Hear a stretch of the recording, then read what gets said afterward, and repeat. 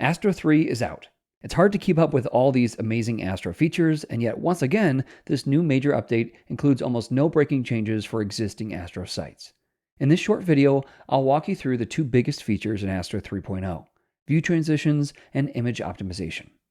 In short, view transitions can take a normal multi-page app with full page reloads between each route and make it act and feel like a single page app. You can even easily smart animate elements on command and pass state between routes. As to Astro's new image optimization feature, it automatically converts, optimizes, and loads any image in a modern way, just by swapping out the HTML image tag for the Astro image tag. We'll also touch on a few breaking changes that may affect your sites. And if you stick around to the end, I've got a big announcement. We're going to go fast. Are you ready? Let's jump in.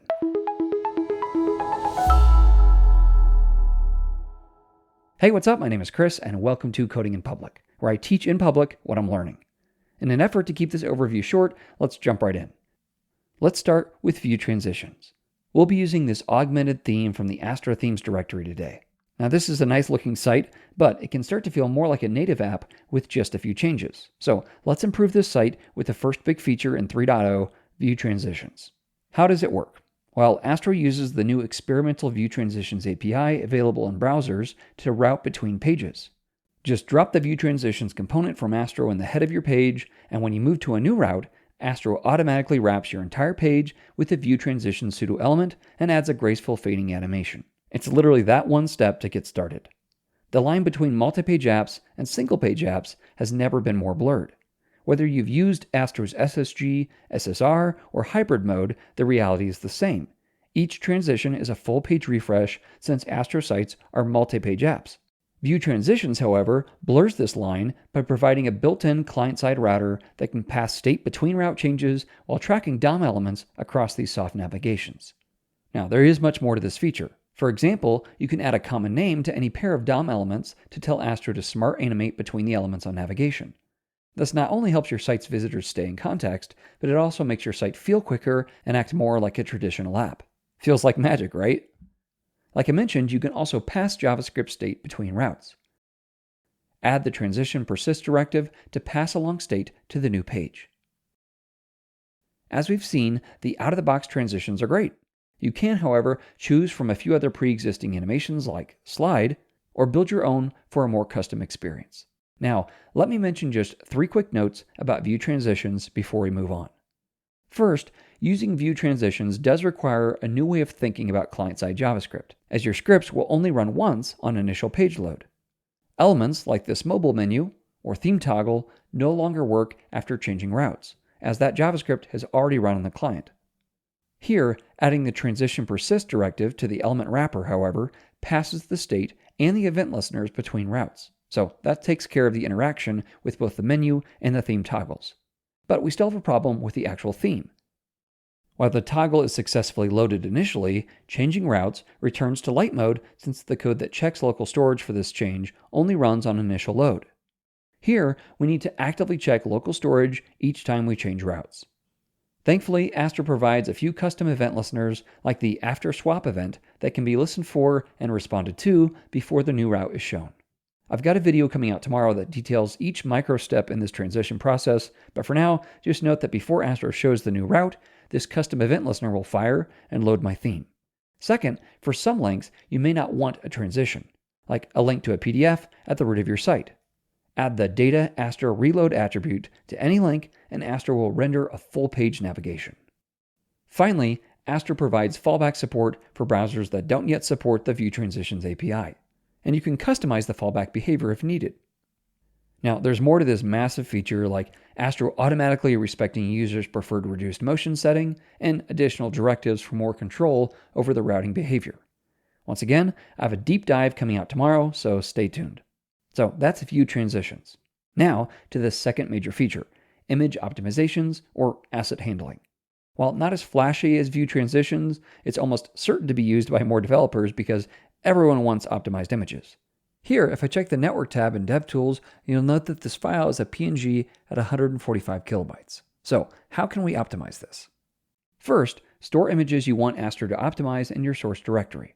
Then, swap out any HTML image tag with Astro's image component, ensuring you add an alt tag.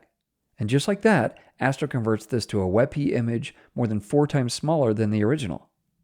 If you look closer, you'll notice that it's added a height and width to prevent any layout shift as well, along with loading and decoding attributes for a more performant and modern approach to images.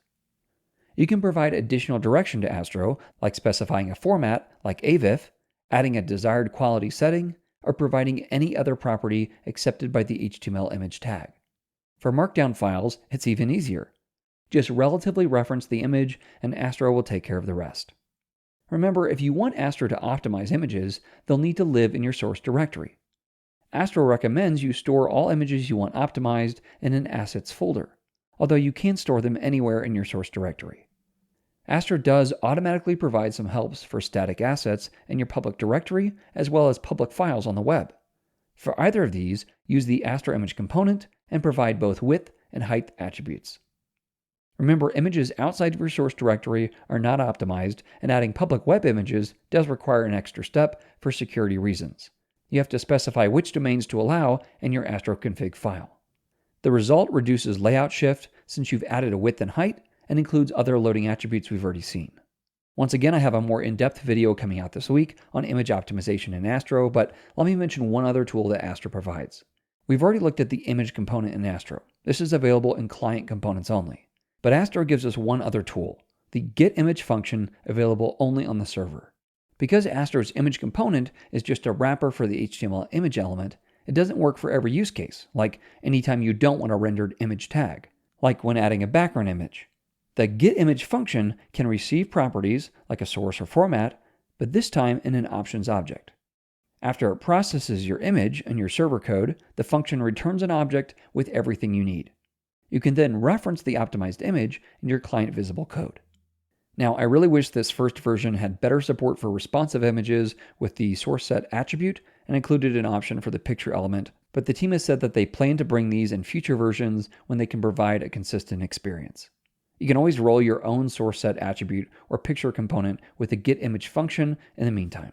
Once again, there's more to this asset optimization feature, but we'll explore that later this week, including a workaround for responsive images using that getImage function. So be sure to subscribe if you don't want to miss it. All right, now for the breaking changes, and I'll be fairly quick here because the TLDR is you shouldn't have any major issues. There's a full list of breaking changes in the docs, which I'll link below, but let me highlight just a few that I think could impact you.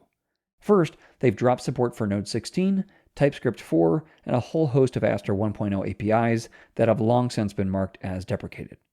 Second, they've changed a few of the defaults. For example, Astro now compresses your HTML by default, uses the Sharp image service for asset optimization, and scopes your inline CSS as data attributes.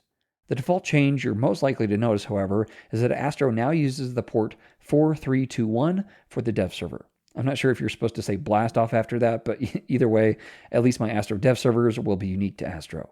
For some Astro projects, the biggest breaking change is that getStaticPaths no longer automatically flattens the returned result by default. So you'll need to use the flat or flat map method in these situations now.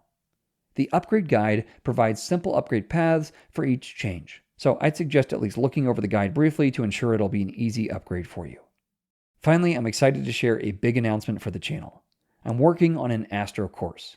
If you're interested, sign up at learnastro.dev for early access, launching before the end of the year, and 50% off the final price. I've been building Astro sites since the early betas, and I'm so excited to guide those of you who are just getting started. I'll add a link in the description to the early access landing page if you're interested. Phew, well, that was a lot in a short time, but I hope it was a help. A great update by the Astro team, and I'm continually excited about the direction of this project. The deep dives on both view transitions and image optimization are coming out in the next 2 days, so stay tuned, and I'll add them below in the description once they've posted. As always, if I got anything wrong, if you enjoyed this, or if you just want to say hi, please drop a comment below. I'll catch you in the next one. Thanks for watching. Happy coding.